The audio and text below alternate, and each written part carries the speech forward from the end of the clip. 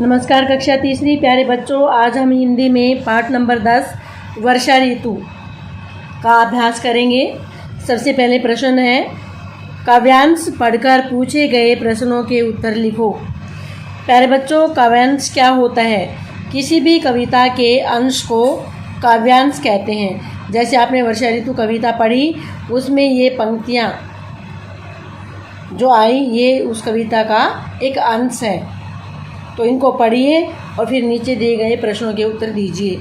मेघों ने गरज गरज कर मादक संगीत सुनाया, इस हरी भरी संध्या ने हमको उन्मत्त बनाया। तो अभी पढ़ने के बाद देखिए, पहला प्रश्न है, मेघों ने क्या सुनाया? देखिए पंक्ति में, मेघों ने गरज गरज कर मादक संगीत सुनाया। तो मेघों ने क्या सुनाया? मेघों ने मादक संगीत सुनाया। आपका आंसर है मादक संगीत। संध्या कैसी है? संध्या हरी भरी है। संध्या हमें कैसा बना रही है? संध्या हमें उन्मत्त बना रही है। अभी देखिए प्रश्न नंबर, सही उत्तर पर ठीक का चिन्ह लगाओ। रिमझिम सी बूंदें कहाँ आई? का जग के आंगन में। ख नदी के जल पर। ग वृक्षों के ऊपर। आपका उत्तर है क जग के आंगन में। नंबर 2, नभ में कैसी घटाएं गिर रही हैं? क काली। ख घनघोर। ग चमकीली। ख घनघोर घटाएं गिर रही हैं। अगला प्रश्न देखिए, कविता की पंक्तियाँ पूरी करो। आपको कविता की कुछ पंक्तियाँ यहाँ पर दी गई हैं जो इनकम्प्लीट है, अपूर्ण है, उनको आपने पूरा करना है। रिमझिम आई अपने लाई। अब आप उनको पूरा कीजिए। रिमझिम रिमझिम सी बूंदें जग के आंगन में आई, अपने लघु उज्ज्वल तन में कितनी सुंदरता लाई। नंबर 2, वन में मयूर अब नाचें, हंस हंस आनंद मनाएं, उनकी छवि देख रही हैं नभ की घनघोर घटाएं। प्यारे बच्चों, इसके साथ ही करते हैं भाषा की बात। विशेषण छांट कर लिखो। अब प्यारे बच्चों, विशेषण किसे कहते हैं? जो शब्द संज्ञा और सर्वनाम शब्दों की विशेषता बताते हैं उन्हें विशेषण कहते हैं। क सूखी सरिताओं ने। अब देखिए बेटा, जो आपका सरिताओं जो आपका संज्ञा है, इसकी विशेषता कौन बता रहा है? सूखी शब्द, यानी कि सरिताएँ जो हमारी नदियाँ हैं वो कैसी हैं? सूखी हुई। तो ये सूखी शब्द आपका विशेषण है। लघु उज्ज्वल तन में। इस वाक्य में तन जो आपका संज्ञा शब्द है, इसकी विशेषता लघु और उज्ज्वल दोनों ही शब्द बता रहे हैं, इसलिए लघु और उज्ज्वल दोनों ही शब्द आपके विशेषण हैं। मादक संगीत सुनाया। अभी देखिए, संगीत जो आपकी संज्ञा है, इसकी विशेषता बता रहा है मादक। तो संगीत कैसा है? मादक है।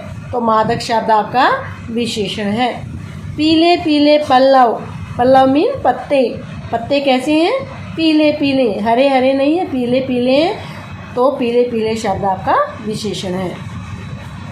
तुक मिलाते शब्द लिखो। बेटा, तुक मिलाते या तुकांत शब्द किसे कहते हैं? तुक मिलाते या तुकांत शब्द वे शब्द होते हैं जिनकी अंतिम ध्वनि एक जैसी होती है। जैसे आया, गया। आ आया है। सुनाया, या सुनाया, जगाया, मनाया। देखो, पढ़ो, लिखो। जैसे ओ की साउंड आई है हर किसी के बाद में। घर, अर, हर, अर, डर, अर, सबके पीछे अर एक जैसी ध्वनि उत्पन्न हुई है। नाचें, गाएं, पाएं, आए, गए, लाए। अगला प्रश्न है समान अर्थ वाले शब्द, पर्यायवाची शब्द। अभी प्यारे बच्चों, समानार्थी या पर्यायवाची शब्द किसे कहते हैं? एक समान अर्थ रखने वाले शब्दों को पर्यायवाची या समानार्थी शब्द कहते हैं, या जिन शब्दों का एक समान अर्थ होता है उन्हें हम समानार्थी या पर्यायवाची शब्द कहते हैं। अभी देखिए आप, क मेघ, घन, बादल। अब बेटा घन मीन भी मेघ होता है और बादल मीन भी मेघ, या मेघ मीन भी बादल और घन मीन भी बादल। ख सरिता, नदी, तटिनी। नदी मीन भी सरिता और तटिनी मीन भी सरिता, या सरिता मीन भी नदी और तटिनी मीन भी नदी। ग संसार, विश्व, दुनिया। आगे चलते हैं, मूल्यपरक प्रश्न, वैल्यू बेस्ड क्वेश्चंस, यानी कि जो हम अपनी वैल्यू के आधार पर इस क्वेश्चन का आंसर देंगे। जीवन को हंसी खुशी के साथ जीना चाहिए, क्या आप ऐसा सोचते हैं? तो ये हर किसी की वैल्यू के आधार पर इसका आंसर हम दे सकते हैं, हाँ हमें जीवन को हंसी खुशी के साथ जीना चाहिए। आगे क्रियात्मक गतिविधि, क्रिएटिव एक्टिविटी, वर्षा ऋतु पर 5 वाक्य लिखिए। प्यारे बच्चों, अब वर्षा ऋतु आने ही वाली है, आ चुकी है, तो उसके ऊपर आप 5 वाक्य लिखिए। आप कई दिन से वर्षा होते हुए देख रहे हैं, आपको कैसा लग रहा है? अपने आप खुद ही वर्षा के ऊपर, वर्षा ऋतु पर आपने 5 पंक्तियाँ लिखनी है। धन्यवाद।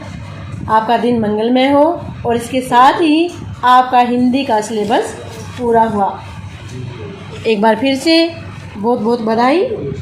और इसके साथ ही आप केवल पढ़ने के लिए झूठा आरोप सही निर्णय, ये आप खुद ही पढ़ेंगे।